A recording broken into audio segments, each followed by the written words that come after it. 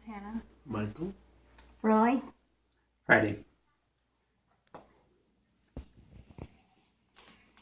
Hi everybody, my name is Raul Trujillo, and thank you for coming to my speech communication class. Actually, this is my last speech for a semester, and today I'm going to speak about a controversial topic that we have here in the United States. This topic has been causing a lot of controversy, which is child immigration on the United States. So, according to the National Journey, they say that the U.S. is projecting 60,000 children to immigrate from Central America to the United States. Now the projection is actually 90,000. So as you can see, there's a lot of children traveling to the United States unaccompanied on their own. Hopefully, hopefully that they will make it. Most of them get caught, and they actually want to get caught. They want to get caught by the Border Patrol guard because they travel through the desert many days, and they get abused sometimes. Children are very vulnerable. They get abused by drug traffickers. They use them as mules to transport drugs into the United States. Sex abuse and many things happen. I can tell you firsthand, I'm from a third world country, which is Peru, and I've seen poverty to a certain degree. I've seen kids and parents work, 6-year-old kids working in the streets, trying to make a living for their family. They're the primary support for their family. 6-year-old kids trying to take care of their families, their sisters, their brothers, working, selling cigarettes, selling candy, just any way that they can help their families. But the situation in Central America is actually worse. These kids are fleeing for a reason. And like I say, the main countries that these children are coming from is Honduras, El Salvador, Nicaragua, and Guatemala. Now, you're asking why these kids are fleeing their countries and taking this journey into the United States. It's so dangerous just to come on your own. Why are they doing this? Well, there's many reasons, and one of the reasons is that Honduras, which is the majority of the children coming from Honduras, actually has the highest crime rate in the world. They were 90.4 homicides per 100,000 people in Honduras. And so these children really don't have a choice. They either you get caught up in gangs, drug trafficking, or politicians are very corrupt. So, they're really trying to escape their countries.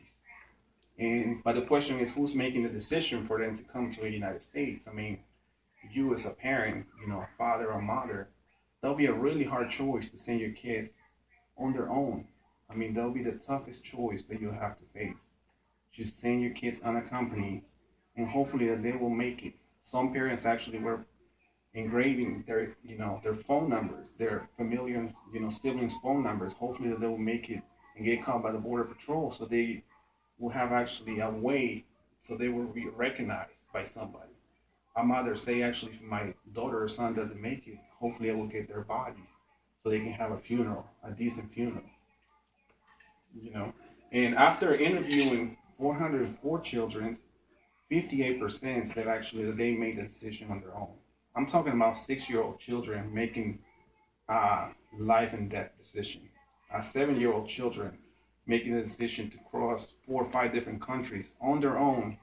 So hopefully they will make it here, But the immigration laws in the United States are very tough.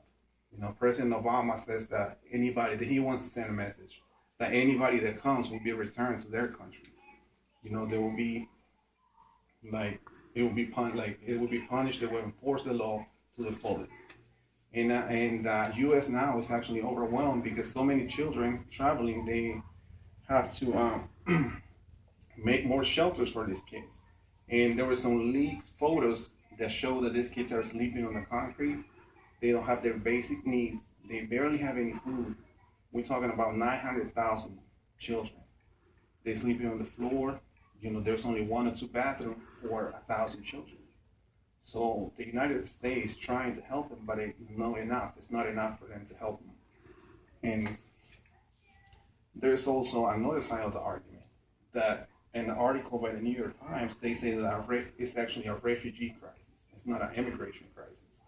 And one example of these is that we have Cristian Omar Reyes. He's an 11-year-old 6th grader. And his father was murdered. He was a guard at the mall. He was murdered by gangs. just for a pair of shoes. He was murdered by gangs just for a pair of shoes. You know, the children is on his own with his grandma. His grandma told him to come, that was the only choice he had to survive, to come to the United States. And you have many different cases like this. These children coming to the United States. Now, you know, like I say, this decision has to be very tough. And the immigration laws are tough in the United States. So we have another example of Julian Reyes here. He was actually getting caught by gangs. Gangs were trying to get caught up. You know, he was caught up in gangs, and he got shot, and he was murdered. And his family was saying why he didn't take the trip. He shouldn't come into the United States. So what I'm gonna try to tell you is that these kids don't really have a choice. They need to come to the United States. They didn't have a choice in their home countries. So what I'm gonna close today, I'm gonna close with an article by our forefathers. This actually, Benjamin Franklin said this on November 1766. He says, "I'm doing good to the poor, but I differ in opinion of the means. I think the best way of doing good to the poor is not making them easy in poverty, but leading or driving them out of poverty."